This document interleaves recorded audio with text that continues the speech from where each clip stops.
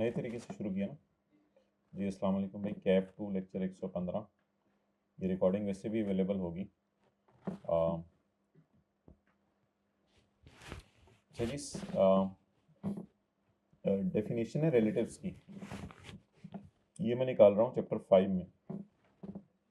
Chapter 5 में ना definition है रिलेटिव्स की, पेज 59 पे। इसमें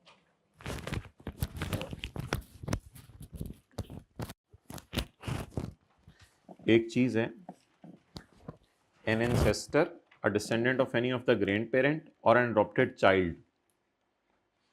इसको ना ऐसे कर लें,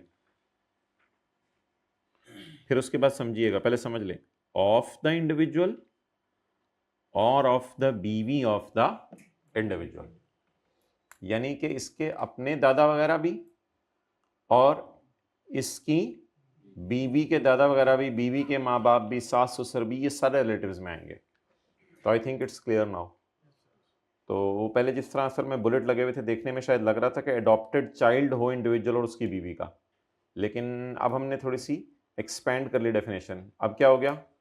एंसेस्टर ऑफ, बोले ना जल्दी, एंसेस्टर ऑफ इंडिविजुअल या उसकी बीवी का ancestor, descendant of any of grand parents of individual या उसकी बीवी का, अडॉप्टेड चाइल्ड या उसका या उसकी बीवी का। क्लियर?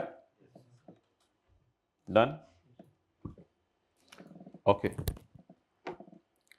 तो ये थोड़ा सा इसको इस तरह लिख लें जिस तरह मैंने आपको बताया ये, और बाकी लोग तस्वीर खींच लें जिनके पास बुक नहीं है।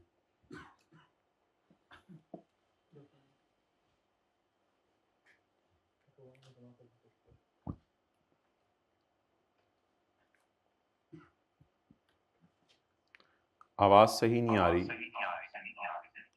तो जिनको आवाज़ सही नहीं आ रही वो फिर ऑनलाइन ले लीजिएगा लेक्चर बाद में। जिनको आवाज़ सही आ रही है वो बता दें।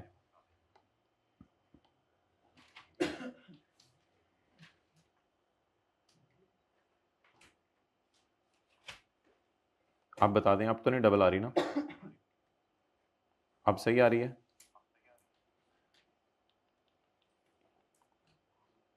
जी अब तो सही हो जानी चाहिए। चलें जी, 2 स्टूडेंट्स ने कंफर्म कर दिया सही हो गया। आगे चलें जी।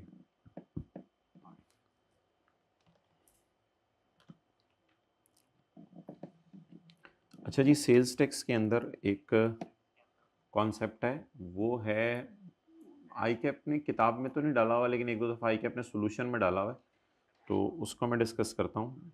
निकालें ज़रा पेज 605 पे आंसर 3।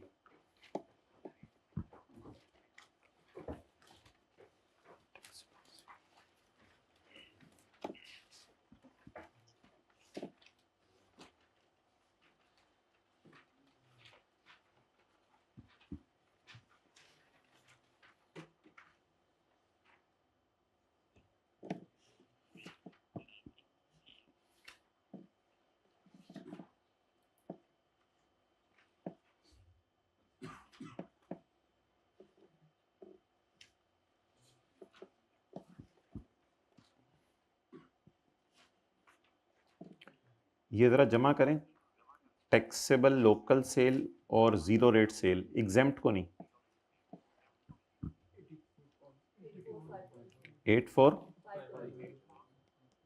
84500 का लें 50%, 42250। जी वॉइस इशू एक स्टूडेंट को आया, बाकी को तो नहीं आ रहा।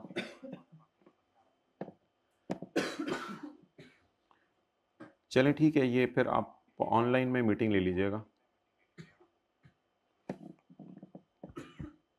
ठीक है, ऑनलाइन मीटिंग ले लीजिएगा, आप अपलोड कर देंगे उस पर। फिर कोई क्वेश्चन हुआ तो आपका मैं थोड़ी देर बाद इसको एड्रेस कर लूँगा, फिर रात तक किसी टाइम। अच्छा जी, आपने एग्जेम्प्ट सेल को नहीं पकड़ना, आपने पकड़ना है, अब देखें शायद अब इशू रिजॉल्व हो जाए। अब शायद मेरे ख्याल से परमानेंट बेस पे इशू रिजॉल्व हो गया हो। जी बता दें ऑनलाइन वाले। जी हो गया है, हो गया है, नहीं। अच्छा, तो आपने करना ये है कि टैक्सेबल सेल और जीरो रेट सेल को जमा करना है। जमा करने के ये कोई इतना इंपॉर्टेंट कॉन्सेप्ट नहीं है, बहुत कोई आता भी नहीं। टैक्सेबल सेल और जीरो रेट सेल को जमा किया करना है हर न्यूमेरिकल में। इसका ले लिया करना है आधा। आधा लेने के बाद अब आप एक रूल देखें। रूल ये है कि 90% रिस्ट्रिक्शन नहीं लगेगी अगर जीरो रेट सेल आधे टैक्सेबल सप्लाई से ज्यादा हो। मतलब यह है इस बात का कि लिखें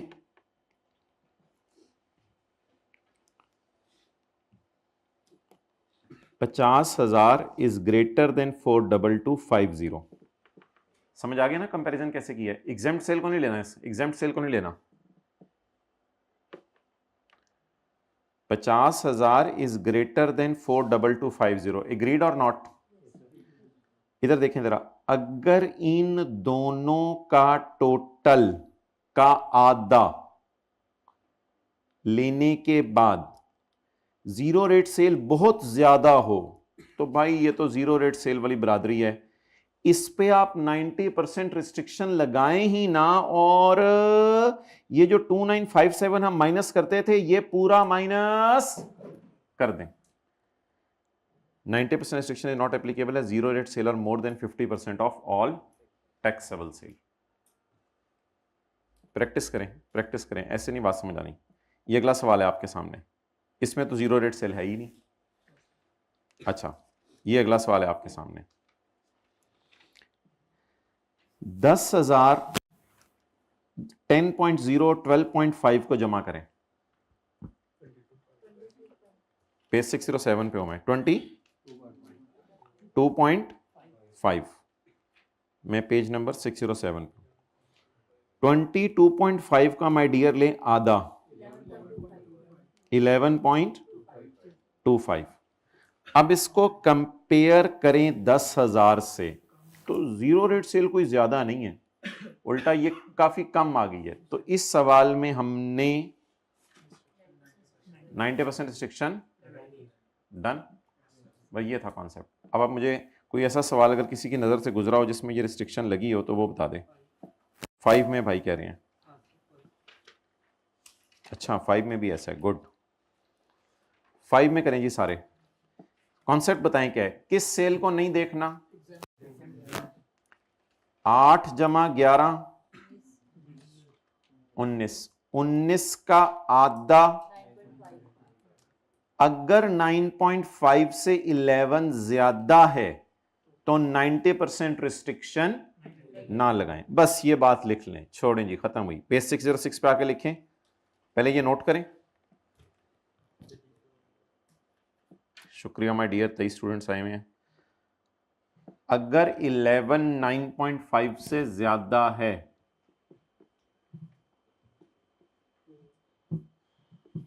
कौन सा 11 क्या है?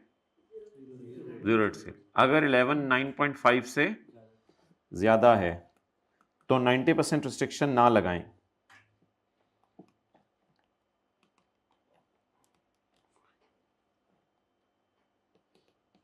तस्वीर खींच लें, 1 मिनट।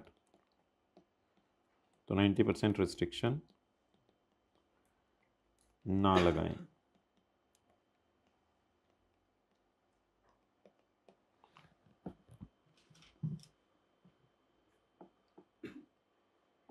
डन।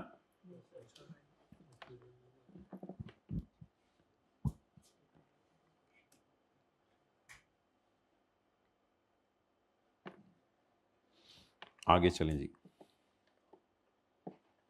तो ये अगर आप इसके बाद देखेंगे मेरे ख्याल से किसी भी न्यूमेरिकल में नहीं है ऐसा।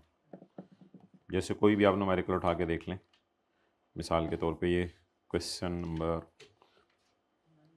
जैसे पेज 620 पे क्वेश्चन है, तो ये तो जीरो रेट सेल है ही 1 मिलियन, तो 18 जमा 119 करना। जीरो रेट सेल ही बहुत थोड़ी है, तो जीरो रेट सेल ही बहुत थोड़ी है। जब जीरो रेट सेल ही बहुत, तो क्या समझ आ गया ना? करना कैसे वैसे? 18 जमा 1, इन दोनों को जमा करके और फिर कंपेयर करना है 1 से। तो जो जीरो डेट सेल ज्यादा कर रहा हो उस पर 90% की रिस्ट्रिक्शन नहीं लगनी। क्लियर ऑनलाइन वाले हजरात?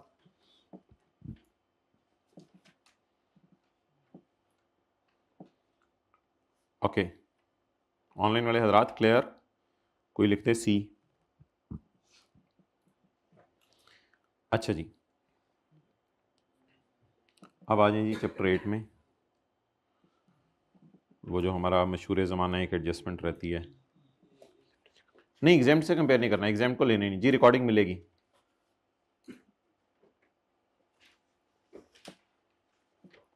अच्छा जी, पेज नंबर 138।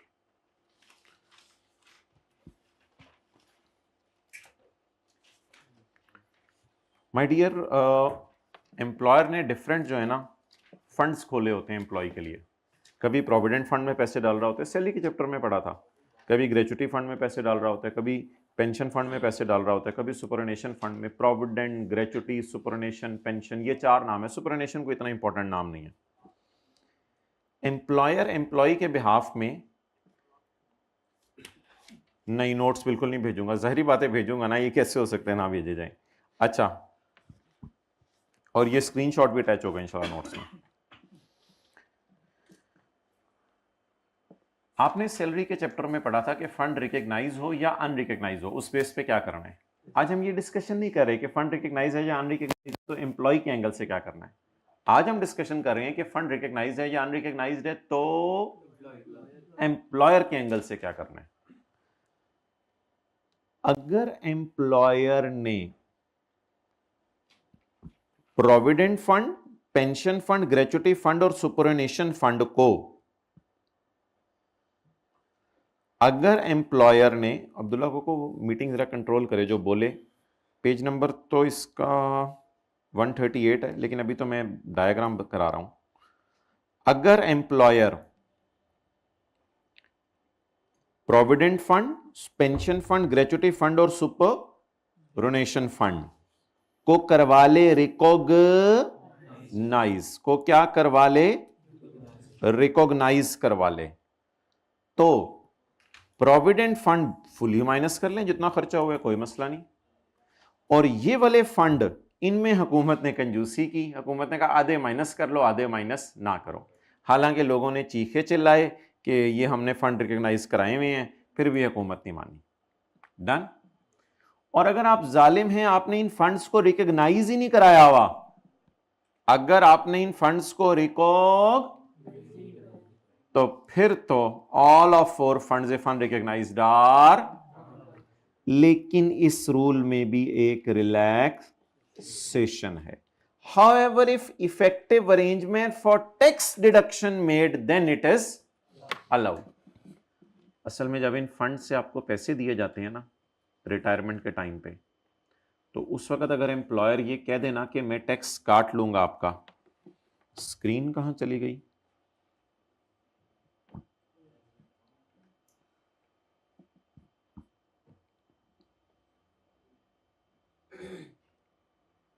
शेयर कर लेते हैं जी, कोई मसला नहीं। शेयरिंग अब्दुल्ला से कहें मुझे होस्ट बनाए, वो स्क्रीन शेयरिंग की उसने फिर ऑप्शन ऑफ किया, को होस्ट बनाए। चलें छोड़ें, आप लोग मेरी बात सुनें। अगर प्रोविडेंट फंड रिकॉग्नाइज्ड है तो रूल बताएं। नहीं, प्रोविडेंट फंड पूरा और बाकी तीनों फंड आधे अलाउड, आधे। और अगर ये फंड्स अनरिकॉग्नाइज्ड हैं, अभी ज़बानी सुन लें मेरी बात, अगर ये फंड्स, तो फिर ऐसी सूरत में अगर इस पे एम्प्लॉयर कहता है कि मैं टैक्स काटने के अरेंजमेंट कर लूं, तो अलाउड। और अगर एम्प्लॉयर टैक्स काटने के अरेंजमेंट नहीं करता तो नॉट अलाउड। चलें जी, इसका न्यूमेरिकल करते हैं जैसी स्क्रीन जो है वो हमारी शेयर होती है। So the thing is very very easy, बार बार याद करें। अगर रिकॉग्नाइज्ड है और प्रोविडेंट है तो पूरा अलाउड। और अगर रिकॉग्नाइज्ड है ग्रेचुटी, सुपरनेशन और वो हैं फिर पेंशन, तो और अगर अनरिकॉग्नाइज्ड हैं तो आप अगर टैक्स काटने के अरेंजमेंट करते हैं तो अलाउड, और अगर टैक्स काटने के अरेंजमेंट नहीं करते तो नॉट अलाउड। चलें जी, एक सवाल इस पे लिखते हैं। भाई उसको बुलाओ, क्यों इतना डिले आ रहा है। एक सवाल इस पे लिखते हैं जिसको जो है वो फिर क्लियर करते हैं। अच्छा भाई ये बात सुने, ये जो आप न्यूमेरिकल्स कर रहे होते हैं ना, न्यूमेरिकल में IFS IFB, जी मुझे पता है स्क्रीन नहीं आ रही, मैं इसी की तरफ आने लगा हूँ, अभी मैं इधर उधर की बातें इसलिए कर रहा हूँ। तो न्यूमेरिकल में जो आप लिखते हैं ना IFB IFCG, इस तरह ना लिखा करें, वर्किंग के ऊपर भी पूरा नाम दिया करें, और जब फेस के ऊपर लेके जा रहे हो तब भी पूरा नाम दिया करें, और जब न्यूमेरिकल शुरू किया करें प्रॉपर बंदे का नाम लिखें, रिक्वायरमेंट पढ़ें नीचे कि आप टैक्सेबल इनकम निकाल रहे हैं या क्या निकाल रहे हैं। जी अनरिकग्नाइज वाले केस में 50-50 कुछ नहीं है, मैं अभी दिखाता हूँ जी। रिकॉर्डिंग मिलेगी, ये 10 दफ़ा बता दिया, रिकॉर्डिंग मिलेगी। ओके, क्या चीज़? हाँ आप लिख सकते हो सेल्स टैक्स पेएबल / रिफंडेबल, उसमें तो कोई मसला नहीं। अनरिकग्नाइज में पूरा अलाउ होगा, अगर आपने अरेंजमेंट कर लिए हैं टैक्स काटने के तो अनरिकग्नाइज में पूरा अलाउ हो जाएगा।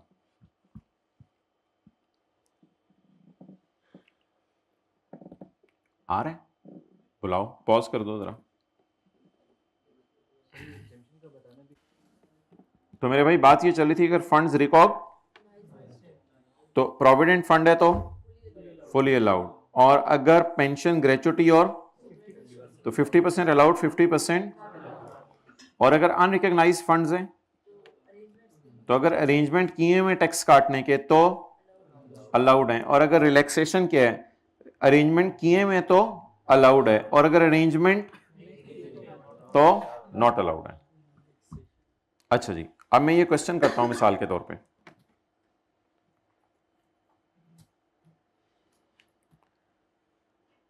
प्रॉफिट है मेरा 100 रुपया, अनरिकग्नाइज ग्रेचुटी फंड है, नो टैक्स डिडक्शन अरेंजमेंट। अच्छा अगर साइलेंट हुआ तो जो मर्जी अज्यूम कर लीजिएगा, साइलेंट हुआ तो जो मर्जी अज्यूम कर लीजिएगा, टैक्स कटने के अरेंजमेंट नहीं हुए हुए। आप जरा सोच के बताएं, अगर टैक्स कटने के अरेंजमेंट नहीं हुए हुए तो सजा देनी बनती है यार, क्या करें फिर? अलाउड कर दें, नॉट अलाउड कर दें? ऑल ऑफ 4 इफ अनरिकग्नाइज्ड और, अच्छा जी ये तो नॉट अलाउड हो गया ग्रेचुटी, डन। आगे चलें, बिस्मिल्लाह। रिकॉग्नाइज्ड प्रोविडेंट फंड, रिकॉग्नाइज्ड नहीं, ऐसा तो नहीं होता आमतौर पे, बहरहाल ऐसा हो सकता है कि ग्रेचुटी रिकॉग्नाइज और वो अनरिकग्नाइज्ड हो, ऐसा हो सकता है। अच्छा recognise provident fund, recognise provident fund के साथ कोई शर्त नहीं है, डेट इज फुल्ली, तो बोले प्रॉफिट तक, भाई आप क्यों नहीं देख रहे इधर, प्रॉफिट तक पहुंचते हुए माइनस हो चुका है नहीं हुआ? यार ये हो चुका है ना, ये अदर इंफॉर्मेशन है, तो प्रॉफिट है 100 रुपया, दीज एक्सपेंसेस आर डिडक्टेड, ये तीनों माइनस हो चुके हैं। अच्छा आप बताएं, रिकॉग्नाइज प्रोविडेंट फंड है तो माइनस हो चुका है, तो क्या करें? अब इसको इग्नोर कर दें, बस ठीक है। आगे चलें जी, रिकॉग्नाइज्ड पेंशन फंड है, क्या है? रिकॉग्नाइज्ड पेंशन फंड, क्या करें my dear? Recognised pension fund 50% allow कर दें, 50% नॉट अलाउ कर दें, बताएं जी। 13 इंटू 50% 6.5, ये माइनस हो चुका था सही, इसलिए इसको दोबारा माइनस नहीं किया हमने, बस डैश डाल के एक नोट टाइप कर दिए। बता दें जवाब 116.5। अच्छा अगर सेल से चलते तो क्या करते? सेल तो अवेलेबल ही नहीं है सवाल में, तो छोड़ो। अगर सेल से चलते तो क्या करते? अलाउड खर्चे माइनस करते, और प्रॉफिट से चलते हैं तो क्या करने हैं? नॉट अलाउड को ऐड करना है। Now it's clear. इधर क्यों सजा दी है? अनरिकग्नाइज्ड है। इधर क्यों सजा नहीं दी? क्योंकि रिकॉग्नाइज्ड है। इधर क्यों सजा आदि दी है? क्योंकि पेंशन इसका नाम है और रिकॉग्नाइज्ड है। अच्छा टैक्स काटने के अरेंजमेंट यहां नहीं देखने, वो सिर्फ कहां देखने हैं? अन रिकॉग्नाइज्ड में। डन। चलें जी अंग्रेजी पढ़ लें।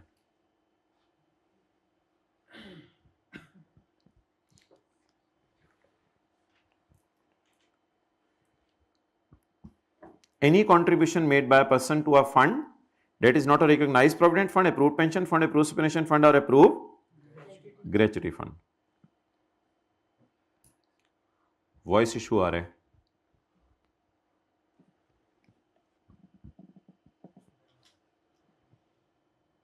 जी अब तो नहीं आना चाहिए वॉइस इशू, देखें अब आ रहा है, अब आ रही है वॉइस जी, शुक्रिया। नहीं आ रही तो फिर लिख कैसे रही है कि जी नहीं आ रही है या कट कट के आ रही है? आ रही है, शुक्रिया। अच्छा जी, नेक्स्ट, ये वो किसकी लिस्ट दे रहा है? नॉट अलाउड की। तो आप मुझे ये बताएं भाई, अब जिनको क्लियर नहीं आ रही वो ले लीजिएगा, वरना फिर ये बहुत प्रोलॉन्ग हो जाएगी डिस्कशन। अगर रिकॉग्नाइज्ड, अप्रूव्ड और अप्रूव्ड सुपरनेशन फंड और अप्रूव्ड ग्रेच्युटी फंड, अगर बोलें ये क्या है? बोले ना, नॉट रिकॉग्नाइज, तो डिसअलाउ। ये देखें यहां लिखा हुआ था, अनरिकॉग्नाइज तो बोले बोले बोले disallow. Done.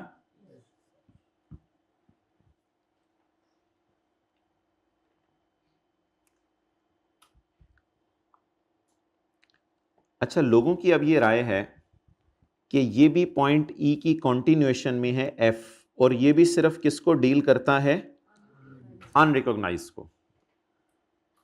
Unrecognised contribution to any provident और other fund, unrecognise contribution to any provident और अदर फंड। लेकिन बात किसकी हो रही है बताएं? अब ये लोगों की राय है, डिफरेंट भी किसी की हो सकती है। बोले unrecognise contribution to any provident other fund established for the benefit of employees if the person has, भाई आवाज नहीं आ रही तो छोड़ दे मीटिंग, आपको अभी अवेलेबल हो जाएगी। Unrecognized contribution to any provident other fund established for the benefit of employees if the person has not made arrangement to secure that tax will be deducted from any payments made by the fund। तो बता दें जी, unrecognised कब disallow होगा? Point ई कहता है unrecognised disallow होगा, और point F कहता है तब डिसअलाउ होगा if the person has not made arrangement. मैं फिक्रा बार बार बोल रहा हूं, सुनिएगा। पॉइंट ई कहते हैं अनरिकॉग्नाइज्ड नॉट अलाउड है, पॉइंट एफ कहते हैं तब नॉट अलाउड है जब अरेंजमेंट, भाई आवाज नहीं आ रही, मीटिंग लीव कर दें खुदा के लिए, मीटिंग अभी शेयर हो जाएगी जी। बोलें unrecognised as a general rule not allowed है, और नीचे वाले ने बताया कब नॉट अलाउड है? जब अरेंजमेंट ना करें, जब अरेंजमेंट। डन जी, ओके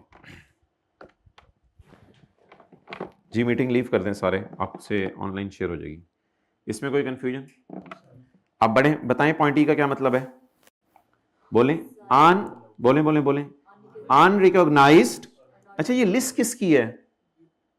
ऊपर लिखा हुआ ना पहली लाइन में, following deductions will not be, तो अनरिकॉग्नाइज्ड बोलें क्या है? समझ आ गई? अच्छा, अनरिकॉग्नाइज्ड नॉट अलाउड कब है?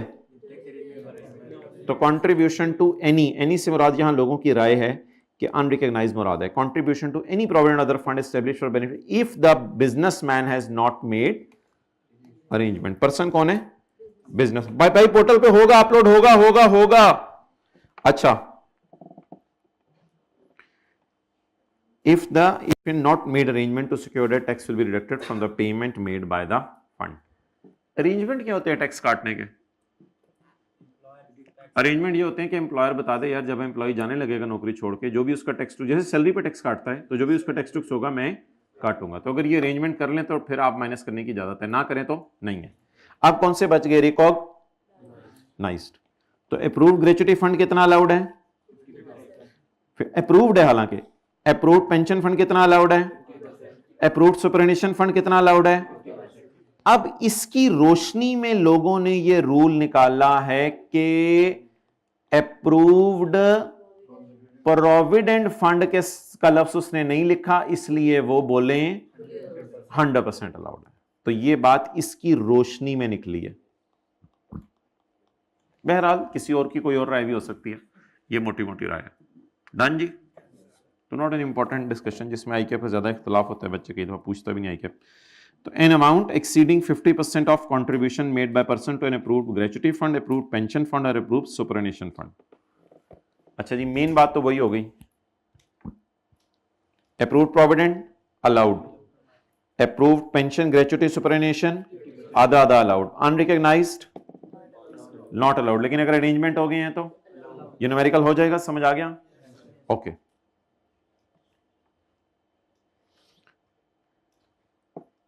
नॉट रिकॉग्नाइज्ड और बोलें नॉट अलाउड, लेकिन कहते हैं नॉट रिकॉग्नाइज्ड तब नॉट अलाउ होंगे जब अरेंजमेंट नहीं हुए। आई डोंट गेट इट, आप लोगों ने, आपने पूरी डिस्कशन सुनी है? आई डोंट गेट इट जिन्होंने लिखा है। अच्छा जी, और इसके बाद मैं रात को मीटिंग कर लूंगा, उसमें पूछ लीजिएगा। इसके बाद ये वाले आधे अलाउड हैं और आधे not allowed. Done.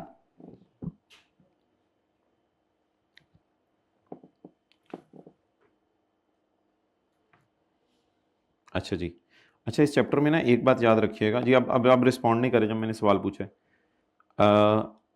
Her numerical को ना मैंने जो छोटे छोटे न्यूमेरिकल दिए हैं, कुछ को सेल से चले हैं, कुछ प्रॉफिट से चले हैं। तो आपने भी जब इसकी रिवीजन करनी है ना, तो सेल और प्रॉफिट दोनों से चल के देखना है। जैसे पेज 137 में भी आपको शो कर रहा हूँ, सेल से भी चले हैं, प्रॉफिट से भी चले हैं। तो सेल प्रॉफिट दोनों से चल के देखें, ताकि किसी भी एतबार से आ जाए तो आपका जरा पक्का हो काम। डन। ओके, आखिरी बात जी, now my dear come on, income from chapter number, अच्छा यार एक धमाका सा है, वो अब सुन लें। अब पता नहीं आई कैप से पूछा तो है, अब उसने कहा है कि जाने दो, वैसे ही आइए। फिर हमने एक रूल पढ़ा था कि पाकिस्तान का लॉस फॉरेन के अगेंस्ट माइनस नहीं हो सकता, और फॉरेन का लॉस पाकिस्तान के अगेंस्ट माइनस। अच्छा, ये आज वाली बातें याद रहेंगी। एक तो 90% रिस्ट्रिक्शन वाली बात कर दी, नंबर 2 हमने ये EEA और F वाली बात कर दी। इसके बाद रिलेटिव की definition discuss, start from sale and profit की डिस्कशन कर ली। हमने ये क्लास में पढ़ा था कि पाकिस्तान के अगेंस्ट फॉरेन लॉस माइनस नहीं हो सकता, और फॉरेन के अगेंस्ट पाकिस्तान का लॉस माइनस नहीं हो सकता। इसमें आईकैप कहते हैं नहीं, थोड़ी सी डिफरेंट राय है उसकी। अब राय लोगों की डिफरेंट हो सकती है, बेहतर है आईकैप को चले फॉलो करें। इसमें वो कहते हैं यार ऐसा कर लो कि फॉरेन लॉस को माइनस ना करो पाकिस्तान में से, लेकिन बोलें पाकिस्तान लॉस को माइनस कर लो फॉरेन में से। अच्छा, अब इसको याद करने का तरीका सुन लें।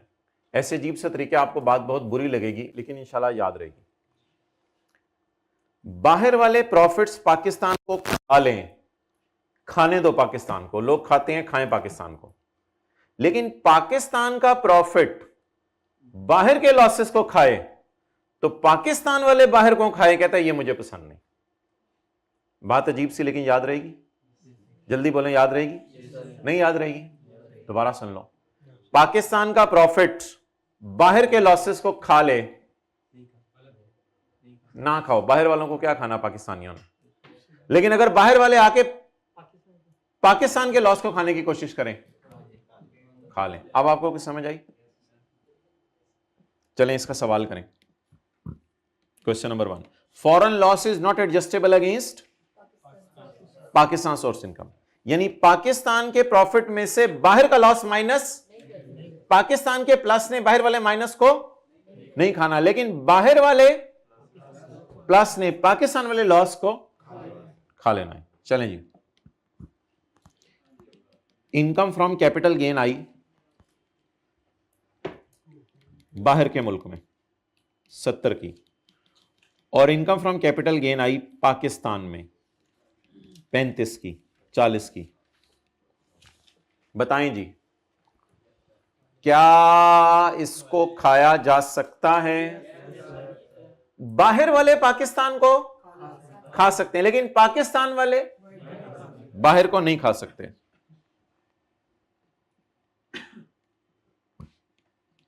जी लिखें भाई।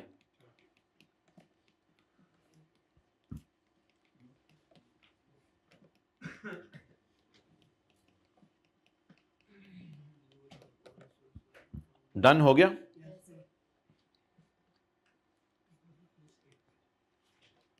अच्छा, क्वेश्चन 2,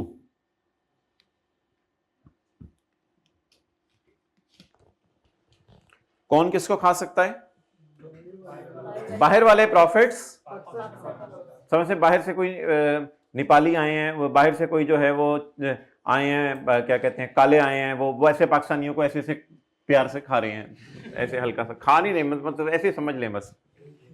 तो बाहर के प्रॉफिट्स पाकिस्तान वालों को, लेकिन पाकिस्तान वाले okay. Similarly income from business, foreign source income, चलें Pakistan source income 30, income from business, foreign source income, जी बताएं भाई, क्या ये खा सकते हैं या नहीं खा सकते?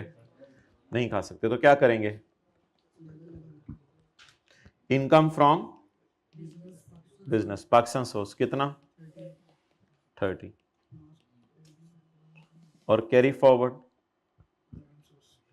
फॉरेन सोर्स लॉस तो आपको पता है 6 सालों तक कैरी फॉरवर्ड हो सकता है। जी शुक्रिया जो लोग रिस्पॉन्स कर रहे हैं।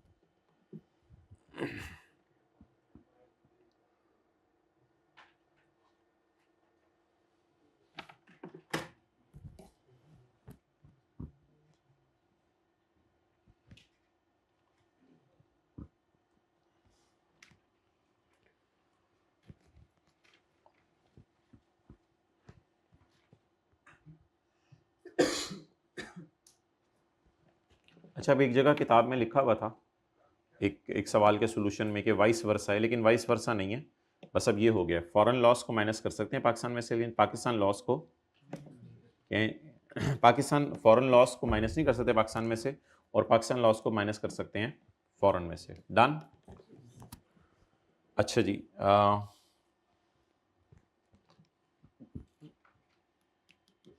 अगर मैं कहता हूं मेरी इनकम फ्रॉम बिजनेस है बाहर के मुल्क में 50, और लेकिन सेम हेड का ही होगा ना ऑब्वियसली, ये बात तो इंप्लाइड है, और इनकम फ्रॉम अदर सोर्स है पाकिस्तान में 40,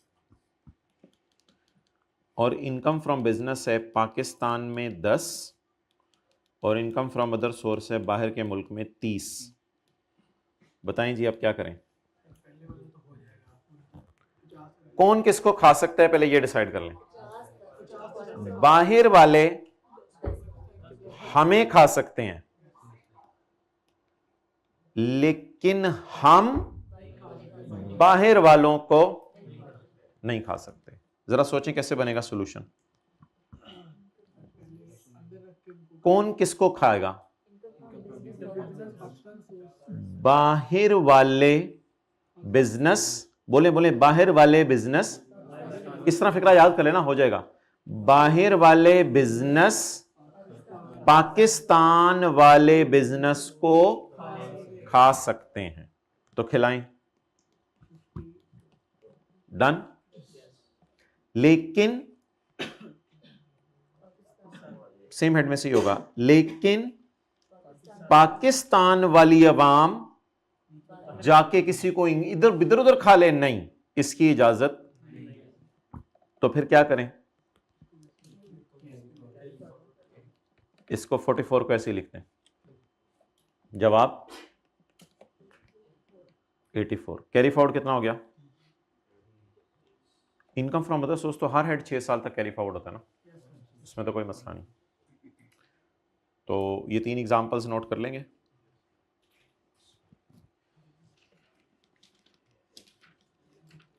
अच्छा, अब एक पास पेपर आपसे सॉल्यूशन शेयर किया था लेटेस्ट टाइम का, ऑटम 2024 का, जब वो, तो उसमें आप देख लीजिएगा, उसमें माइनस कर लीजिएगा, फिर एक ही जगह था बस। डन। और ये 10 रुपये क्या है?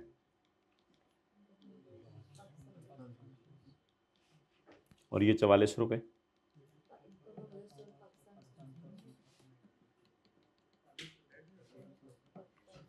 अदर सोर्स मेरे भाई डेड होता है पाकिस्तान वाला, खुदा का खौफ करो, वो पुराने रूल ना छेड़ना। जी माय डियर, आपको क्लियर हो गया? अब ये 3 एग्जांपल्स बार बार कर लेंगे। डन। तो अगर पाकिस्तान और फॉरेन इकट्ठे आ जाएं, अच्छा अब ये सवाल देखें, जैसे चैप्टर नंबर हमारा कौन सा था लॉसेस का? 14। अब इसमें देखें सवाल के एक सवाल है पास पेपर का क्वेश्चन 9, लेकिन वो मुझे सही कराने की जरूरत नहीं है। क्यों? इसलिए कि उसमें पाकिस्तान में इनकम जा रही है, ये बाहर वालों को नहीं खा सकते, इसलिए नॉर्मल तरीके से सवाल हमने सॉल्व किया था, कोई मसला नहीं। पाकिस्तान वाले बाहर वालों को नहीं खा सकते, लिख लें क्वेश्चन 9। पाकिस्तान इनकम थी इसलिए बाहर वाली किस कोई माइनस नहीं हुई थी। Page number 320, page 320। पाकिस्तान वाला 2500 था पॉजिटिव, इसलिए बाहर वाला कोई माइनस नहीं किया। क्या? बस इसको अच्छी और बुरी का लफ्ज़ ना बोलो, जिस तरह मैंने ये कराया उस तरह कर लो ना। अगर पाकिस्तान फौरन आ जाए, वैसे तो पाकिस्तान फौरन ज्यादा मिक्स आते नहीं पेपर में, लेकिन बस ये याद रखना पाकिस्तान वाले में से ये इसी तरह ये भी सवाल था। इधर भी लाहौर में क्या आ रहा था? प्रॉफिट। लाहौर में क्या आ रहा था? प्रॉफिट। तो और इधर पाकिस्तान में क्या आ रहा था? प्रॉफिट। तो जब पाकिस्तान में प्रॉफिट आए, बाहर के लॉसेस माइनस, बस ये लिख लें, पाकिस्तान के प्रॉफिट में से बाहर के लॉसेस माइनस नहीं कर सकते।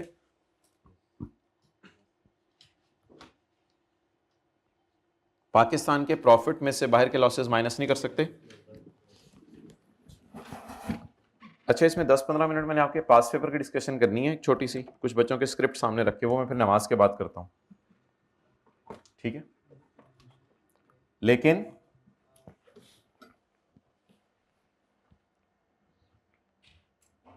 लेकिन बोले बाहर वाले प्रॉफिट्स में से पाकिस्तान के लॉसेस माइनस कर सकते हैं, लिख लें। लेकिन बाहर वाले लॉसेस में से पाकिस्तान के प्रॉफिट्स माइनस कर सकते हैं। ये एक पास पेपर का सवाल भी मैं दिखा दूंगा ऑटम 24 का। भाई पॉज कर दो जरा।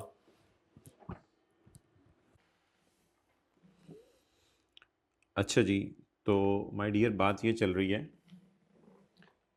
कि पाकिस्तान के प्रॉफिट्स बाहर के लॉसेस को नहीं खा सकते। पाकिस्तान के प्रॉफिट्स बाहर के लॉसेस को नहीं खा सकते। इसकी ज़रा आप एग्जांपल्स देखते रहिएगा।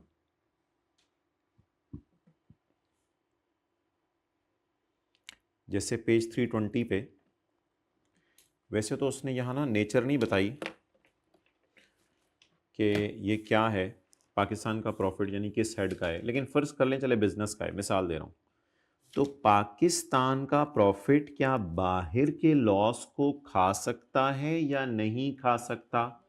इसलिए ये न्यूमेरिकल हमने नॉर्मल तरीके से सॉल्व किया था। Done done. कोई एक आधे नंबर का मसला है, कोई इतनी बड़ा टेक्निकल पॉइंट नहीं है जो हम आखिरी दिन कर रहे हैं, ये भी परेशान ना हो। पाकिस्तान का प्रॉफिट बाहर के लॉस को नहीं खा सकता। आगे चलते हैं। नीचे वाले सवाल में तो पाकिस्तान का भी प्रॉफिट है, बाहर का भी 40 - 3 पेरिस बर्लिन नेट किया था, 13 का प्रॉफिट आ रहा था। लेकिन मेरा ये कहना है कि अगर पाकिस्तान का प्रॉफिट होता और बाहर का लॉस होता, मिसाल के तौर पे पेरिस बर्लिन का मिला के 1 रुपया लॉस होता, तो पाकिस्तान का प्रॉफिट बाहर के लॉस को नहीं खा सकता। पाकिस्तान का प्रॉफिट बाहर के लॉस को नहीं खा सकता। एक सवाल मैं आपको दिखाता हूं एओपी के चैप्टर में, पेज नंबर 298। ये देखें माय डियर, पेज नंबर 298 पे जो सवाल था उसमें दुबई में प्रॉफिट आ रहा था और तेहरान में लॉस आ रहा था। तो हमने पढ़ा था, अच्छा हमारी पूरी किताब में कोई सोल्यूशन अल्लाह का शुक्र है गलत नहीं है, सिवाय किसी सवाल के जवाब में हमने वाइस वर्सा लिखा हुआ है, वो आप बात छोड़ दें, बाकी हमारी पूरी किताब में कोई ऐसा मसला नहीं है। अच्छा, एक पास पेपर के सवाल में मसला है जो 2 अटेम्प्ट्स का आपसे शेयर किया था, वो मैं भी दिखा देता हूं। इस सवाल में देखें, दुबई और तेहरान तो दोनों बाहर हैं, तो जब दुबई और तेहरान को नेट किया था तो जवाब क्या आया था? पाकिस्तान का प्रॉफिट। इस सवाल में टैक्सेबल भी प्रॉफिट ही आया था, काउंटिंग प्रॉफिट तो आपको पता देखना नहीं होता, लेकिन टैक्सेबल भी प्रॉफिट ही आया था। पाकिस्तान का प्रॉफिट, जैसे उधर 2500 भी दिखाया था, पाकिस्तान का प्रॉफिट इस लॉस को खा सकता है नहीं खा सकता? पाकिस्तान का प्रॉफिट इस लॉस को नहीं खा सकता, इसलिए इस लॉस को हमने कैरी फॉरवर्ड कर लिया था और पाकिस्तान के प्रॉफिट से लॉस माइनस। तो 3 मैंने आपको एग्जांपल्स देनी है, पाकिस्तान के प्रॉफिट में से हमने बाहर के लॉस को माइनस। तो बोले बार बार अंदर बिठा लें बात को, पाकिस्तान का प्रॉफिट बाहर वालों को जाके नहीं खा सकता। लेकिन वाहिद आई कैप की हिस्ट्री में सवाल टेस्ट हुआ, वो सवाल है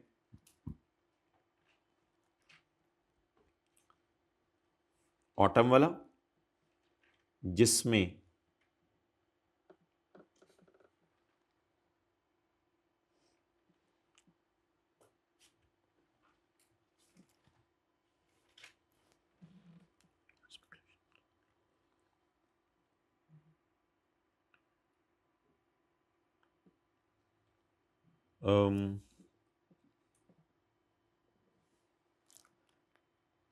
बाहर का प्रॉफिट,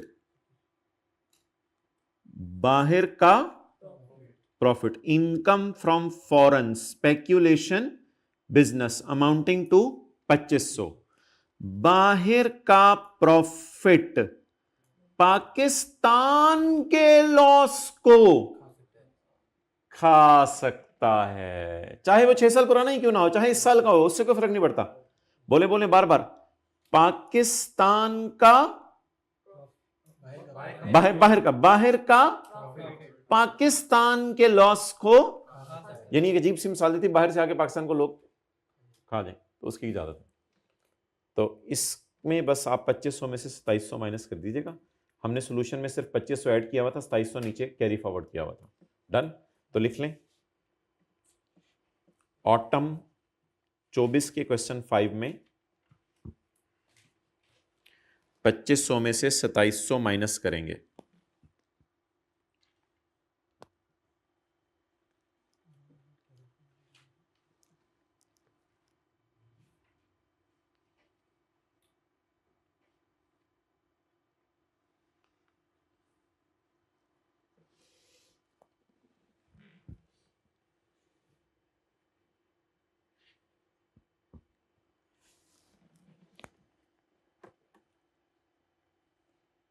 ठीक है जी। अब मैंने आपको बता दिया था, आपकी 2 जूम मीटिंग्स अगली सर सलमान करेंगे मंडे और मंडे को, फिर 1 मार्च तक अपने सवाल इकट्ठे कर लें, 1 मार्च को भी मीटिंग कर लेंगे और उस दिन अगला भी दिन को डिसाइड कर लेंगे जिस दिन आप लोगों ने मीटिंग करनी हुई।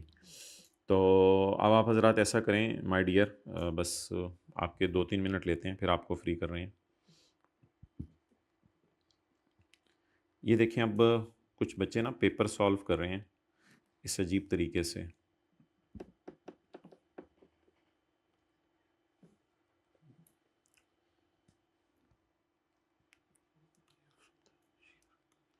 One year from the year in which court decided. अब कुछ जगहों पे लिखा होता है 1 year from the end of the year.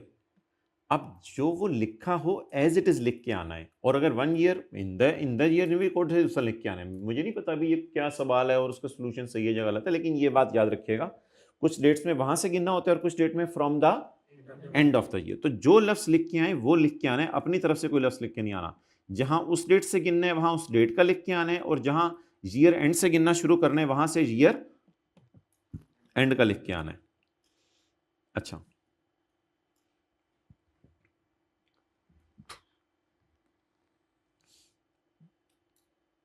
मैंने निशान लगाए हुए हैं, ये देखें ना, working IFB no it is not acceptable, और मिलियन नहीं, रुपीज इन मिलियन लिखें प्रॉपर कि ये रुपीज इन मिलियन है। एक सफ़े पे एक दफ़ा ऊपर लिख दिया रुपीज इन मिलियन तो वो भी इनफ हो जाता है, वो चल जाता है।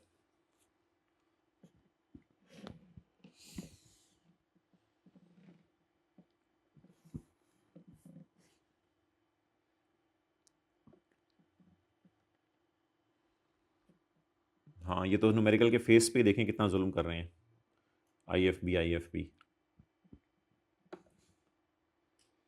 अब एक न्यूमेरिकल आया था, किस उसमें लिखा हुआ था सेल से स्टार्ट करना है। अब इन्होंने जानबूझ के प्रॉफिट से स्टार्ट किया, हालांकि सवाल में लिखा हुआ था सेल से स्टार्ट करना है। ऐसे ही कभी किसी का न्यूमेरिकल आया था कोई, तो इन्होंने देखें पूरा न्यूमेरिकल या IFS IFP न्यूमेरिकल का फेस ही सारा इस तरह बना दिया। कंप्यूटेशन ऑफ इनकम एंड भी नहीं लिखा, income tax, computation of taxable income सवाल में मांगी हुई थी, एंड टैक्स दे रहा हूँ। तो जो चीज़ सवाल में मांगी और रिक्वायरमेंट में उसको ऊपर लिख के आया करें।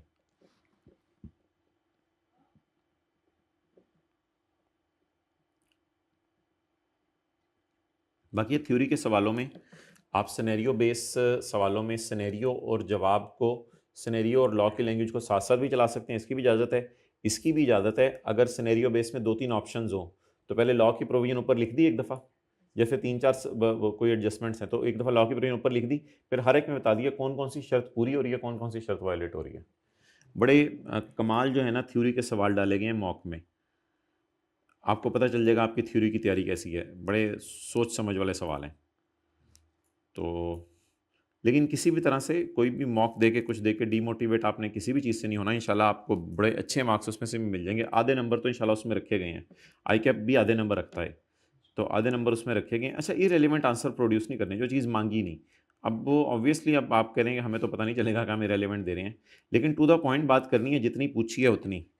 और हर चैप्टर के शुरू में जो सेक्शंस दिए हुए हैं ना, उनके नेम ज़रा अच्छे तरीके से पढ़ लीजिएगा, ताकि उनके नेम्स के अंदर जो है वो मसला ना आए आपको। ये देखें कितने खूबसूरत बच्चे सब करते हैं, कई कमाल। ये एक बच्चा था कमाल, बड़ा, ये देखिए कैसे खूबसूरत याद किया हुआ है सब कुछ। और अच्छा, in case of sale and hire purchase agreement, the time of supply will be the time at which the agreement is entered into. Since in November the agreement, hire purchase में आपको पता है ना, उस वक्त सेल रिकॉर्ड होती है जिस वक्त जो है वो एग्रीमेंट हो। Since the November those the agreement purchase of is acquired, so the hire purchase of sale shall be the month of November. अब पूरे लॉ की प्रोविजन लिखी है, उसने नीचे आगे कंक्लूजन लिखा है, तो बड़ा खूबसूरत तरीके से लोगों ने चीज़ें याद की होती हैं। Since the dish was made available to buyers, since the goods were made available in September and when delivered in January, so the time of supply will be the time when the goods are made available to the recipient of supply. So it is September 2022। तो proper तरीके से law की provision भी है। तो ऐसी बात नहीं है कि आप कहें कि लोग याद नहीं करते, लोगों से याद नहीं होता, लोगों से याद होता है और लोग याद करके लिख के भी आते हैं। तो इंशाल्लाह आप लोग भी लिख के आएंगे। बाकी बिल्कुल परेशान ना हो, आप लोगों ने बहुत ज़्यादा रिवीजन की है, बहुत ज़्यादा सवाल किए हैं, इतने बस सवाल तो किसी बैच में नहीं कराए गए। तो इंशाल्लाह आप लोग पास होंगे, ज़रूर होंगे, लेकिन शर्त यह है कि इन आखिरी दिनों को ज़रा इफेक्टिवली यूटिलाइज़ कर लें। ठीक है जी, इंशाल्लाह अब 2 मीटिंग सर सलमान करेंगे, यकम को इंशाल्लाह हम मिलते हैं, अगर आपकी कोई जूम मीटिंग में सवाल है तो। ठीक है, उसके बाद भी कर लेंगे जब आप कहेंगे, जिस दिन आप कहेंगे इंशाल्लाह कर लेंगे। ठीक है, क्लोज कर दो।